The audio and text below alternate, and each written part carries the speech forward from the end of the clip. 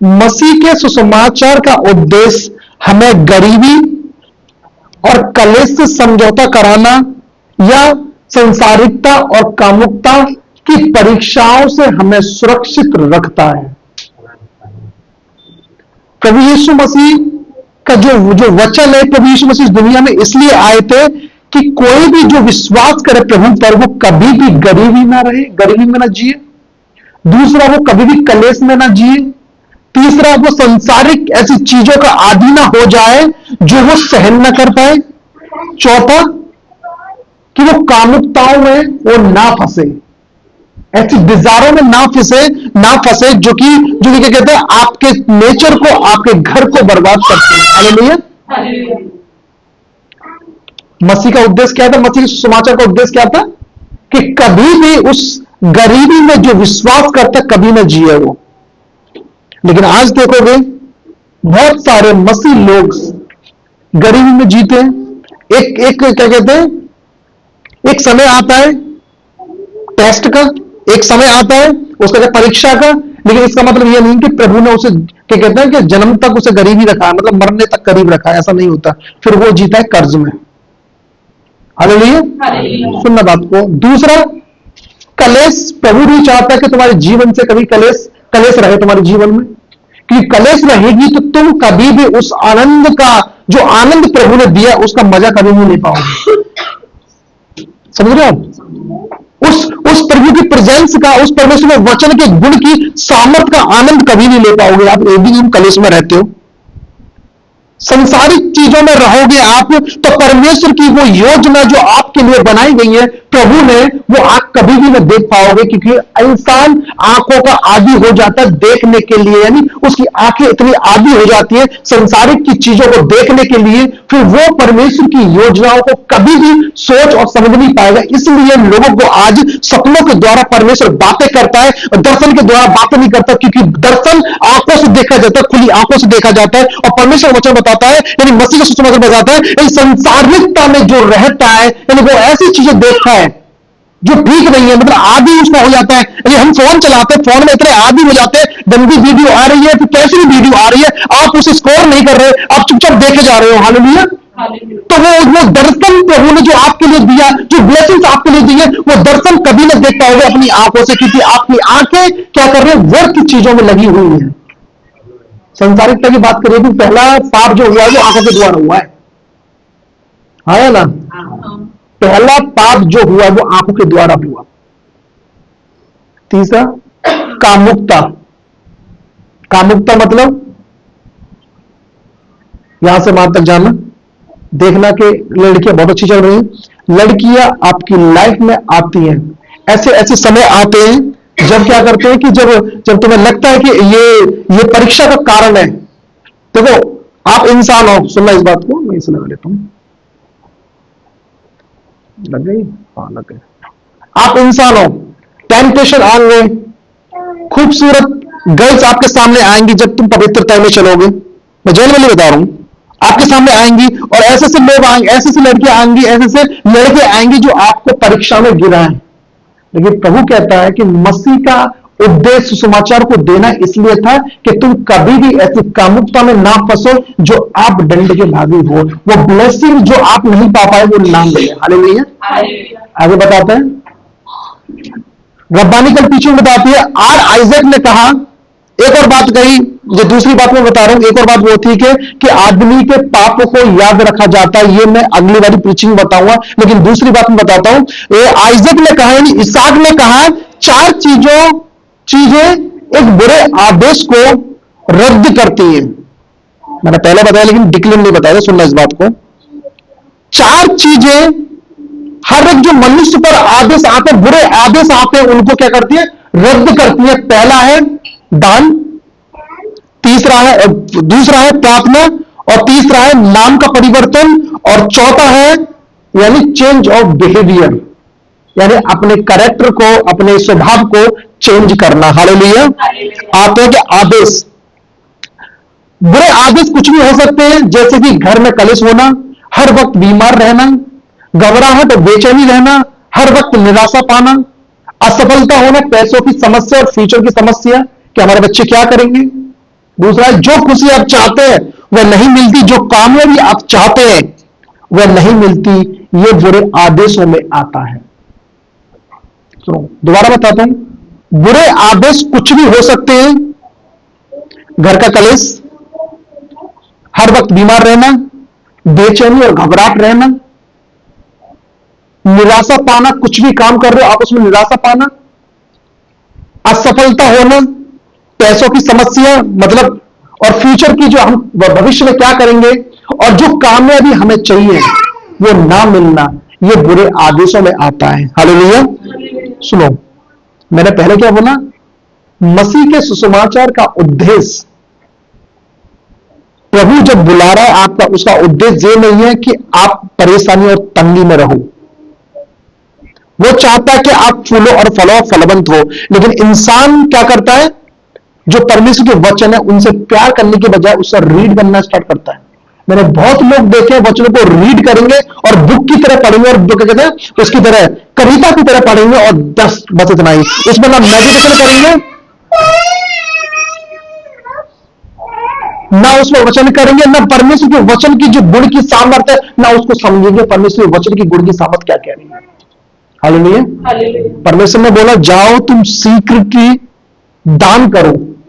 यदि तुम दान करोगे, चार चीजें करोगे, तो तुम्हारी जो घर की जो परिस्थिति है वो चेंज होगी, आपकी लाइफ की परिस्थिति चेंज होगी। लेकिन लोग पता पैसे की वजह से पीछे हट जाते हैं कि पैसा इज अ पावर, पैसा हमारे पास में सब कुछ है, हम दान देने से क्या होता है। लेकिन ये ध्यान रखना, जिनके पास पैसा भी होता है तो वो दान नहीं देते, तो उनके लिए आगे बताया गया है। सुनो मैं पढ़ता हूं दोबारा कि नीति वचन 2:10 में क्या लिखा है, पढ़ेंगे थोड़ा मुनीत, दान के बारे में लिखा हुआ है। हाँ 10:2। के रखे हुए धन से लाभ नहीं होता, हाँ, परंतु धर्म के कारण लाभ होता है, मैं मृत्यु से बचाता है। दान एक ऐसी चीज है कि दान मृत्यु से आपको बचाता है। आपकी आध्यात्मिक मृत्यु क्यों ना सही, आपकी संसारिक मृत्यु क्यों ना सही, या फिर आपका जो आने वाला फ्यूचर है उसका क्यों ना सही, परमेश्वर चाहता है कि वो दान तुम्हारी मृत्यु को क्या कहना, मृत्यु से बचाता है दान। हालेलुया। आगे परमेश्वर बताता है कि रब्बियों ने कहा जो दान देने में वादा में आके फेर लेते हैं, यानी जो दान देते हैं और वो वादा कर दिया दान देने का, यदि वो अपनी आंखें उससे फेर लेते हैं, उनके लिए परमेश्वर वचन कहता है वो आध्यात्मिक विचार में सम्मिलित हो जाते हैं, जो कि लिखा है भविष्यवाणी 15 उसका 9 में। मैंने अभी बोला था कि दान नहीं देना दान ज्यादा नहीं देना, लेकिन मैं दान में प्रचार कर रहा हूं। लेकिन चार चीजें जो रब्बानिकल टीचिंग बड़ी है, मैं कहता हूं कि जब आप वचन पढ़ोगे, आप कविता की तरह वचन पढ़ रहे हो, आप पोएम की तरह वचन पढ़ रहे हो, लेकिन वचन की गुण की सामर्थ आपसे बात कर रही है। नहीं समझे आप, परमेश्वर के वचन की जो गुण की सामर्थ्य वो आपसे बात करती है। आप बात करती है तो आप कभी भी वचन का क्या कहते हैं, वचन का इनकार क्या कहते हैं, वो इनकार कभी नहीं करोगे, क्योंकि वचन की सामर्थ्य आपसे बात कर रही है। मेरे से बात करी कि जाओ तू इसका प्रचार कर, क्योंकि लोग आज तंगी में, मसीह ने आपको फलवंत होने के लिए, आपको आशीष होने के लिए, हर वक्त कुड़ने के लिए नहीं बुलाया, उसने आशीष होने के लिए आपको बुलाया गया है। क्योंकि उसने वादा किया है कि जहां पर भी तुम जाओगे मैं वहां पर रहूंगा, तुम सफल होगे। लेकिन लोग क्या कर रहे हैं, उस वचन की सामर्थ्य जो उनके पास है और उसके गुण की जो बात उनसे परमेश्वर गुण का वचन जो बोलता है उनसे, लेकिन वो उन्हें सुनना बंद कर देते हैं। बस एक पोएम की तरह वचन को याद रख लेते हैं, यहां से आई वहां सुना दे। मैंने ऐसे लोग देखे पोएम की तरह उनको वचन, और उनकी लाइफ बहुत डिस्टर्ब पड़ी है। हालेलुया। परमेश्वर वचन क्या कहता है, क्यों प्रभु ने बोला कि जाओ सीक्रेटली दान करो, गुप्त में दान करो, गुप्त में प्रार्थना करो। क्यों बोला, आप जानते हो क्यों बोला, आगे बताता है। दान हमारे जीवन से लोभ लालच को रद्द करता है, जो प्रभु ने बोला था कोई भी दो स्वामी की सेवा नहीं कर सकता। दो स्वामी कौन, ग्रीक लैंग्वेज में पढ़ोगे तो ग्रीक लैंग्वेज में जो लोभ को जो बोला गया है, वो बोला गया एक शैतान को बोला गया है, जो लालच का देवता था। वो जो कहते हैं विश्वासियों को हमेशा उनको क्या कहते हैं लुभाता था और उसमें गिराता था। 7 दरवाजे थे हेल के, नरक के, उसमें से एक जो शैतान था वो लोभ का वो था शैतान। और इसलिए प्रभु ने बोला सीक्रेटली जाओ और तुम दान करो, कहीं ऐसा ना हो वो लोभ तुम्हारे घर में घुस जाए और तुम्हें क्या करते हैं फिर प्रार्थना करते रहो, फिर वो लोभ फिर बात से घर से निकलता नहीं है। हालेलुया। आगे परमेश्वर वचन कहता है, क्या कहता है? जो दान देने के वायदे से अपनी आंखें फेर लेते हैं वे मानव आध्यात्मिक व्यभिचार में फंसे हुए हैं। हालेलुया। आगे परमेश्वर वचन कहता है लाबान, ये उसके बारे में, तो जब दाऊद भाग रहा था अपने बेटे से तो जंगल में था, और जंगल में एक उसकी देखभाल करी थी भेड़ की एक व्यक्ति की जिसका नाम था लाबान। उसको बोला गया कंजूस और नीच बोला गया उसको।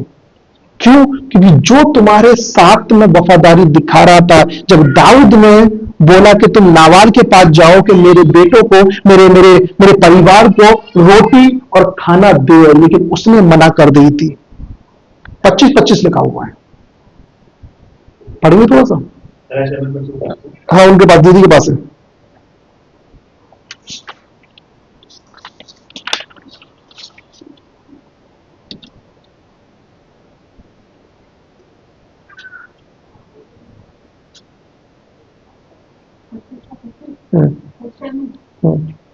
मेरा प्रभु दुष्ट नाबाल पर कुछ लगाए, मेरा प्रभु उस नाबाल पर जो दुष्ट है, नीच बोला गया और दुष्ट बोला गया, पता कारण क्या है?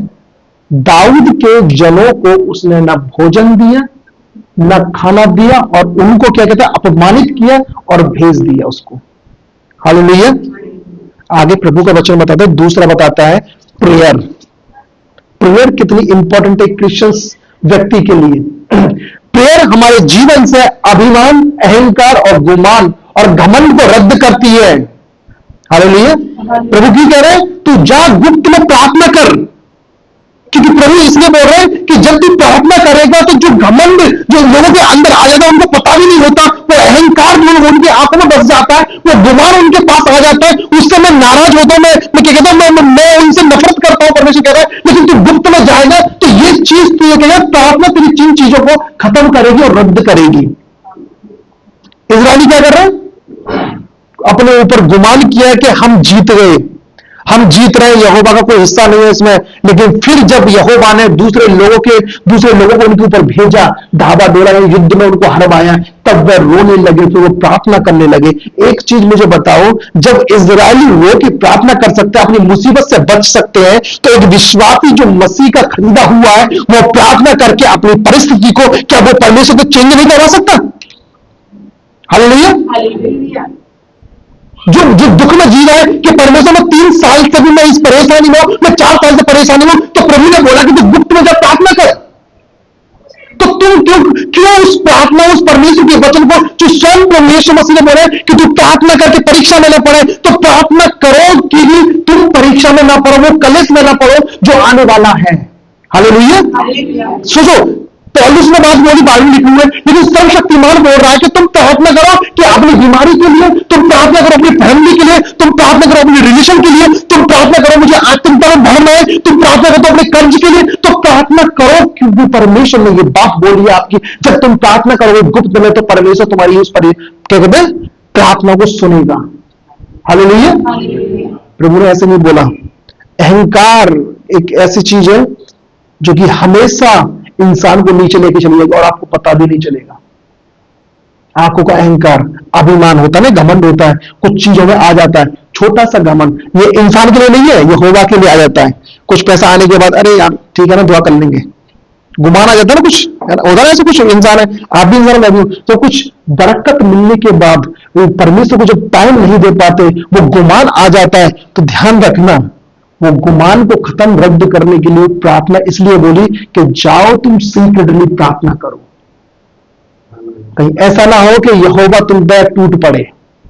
यही कारण था कि सीक्रेटली प्रार्थना करें, सीक्रेटली दान दे। हालेलुया। आगे परमेश्वर वचन में आता है नाम का बदलना। ये सुनना इस बात को, बहुत गहरी बात बताऊंगा। अभी मैंने प्रचार में दीजिए, कल सैटरडे में मैंने प्रचार किया था इसमें नाम के बदलने के बारे में। बहुत गहरी बात है। यहाँ पर उत्पत्ति 17:15 में लिखा है कि अब्राहम, परमेश्वर ने सारे का नाम सारा कर दिया, नाम चेंज कर दिया, और नाम चेंज करने के कारण सुनो, वहां से एक शब्द हटा दिया जो कि हिब्रू अल्फाबेट से सबसे छोटा वर्ड है, वो योद, जिसको हम इंग्लिश में लिख देंगे वाई लिख देंगे, और उस योद को हिब्रू लैंग्वेज क्या कहते हैं, उसमें परमेश्वर ने उसको हटा दिया, और वो वचन वो शब्द परमेश्वर के सामने खड़ा हुआ और परमेश्वर से बात करने लगा, परमेश्वर आपने मुझे एक नाम से हटा दिया, अब तू बता मुझे कहां लगाएगा, मैं तुझसे कंप्लेंट कर रहा हूं। हिब्रू का शब्द जो बात कर रहा है, हिब्रू का शब्द कैसा है, यानी उसकी सामर्थ्य बात कर रही है। सोचो, एक शब्द बात कर रहा है परमेश्वर से, जिसको समस्या थी, तो एक विश्वासी को फिर प्रार्थना नहीं करनी चाहिए अपनी मुसीबत के लिए, अपनी परेशानी के लिए? हालेलुया। हालेलुया।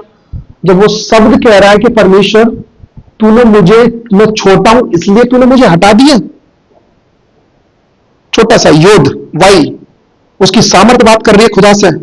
परमेश्वर कह रहा है वेट कर, मैं तुझे एक मर्द के ऊपर लगा दूंगा जो यहोशू का नाम क्या था, नून था, लेकिन यहोशू को आगे लगा दिया यहोशू, जो नाम योद लगाया गया था। हालेलुया।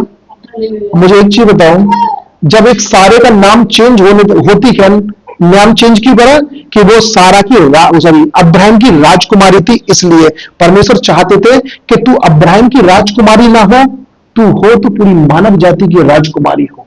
यही कारण था नाम चेंज करने का। बहुत लोगों के नाम को मतलब शैतान होता है, ध्यान रखना।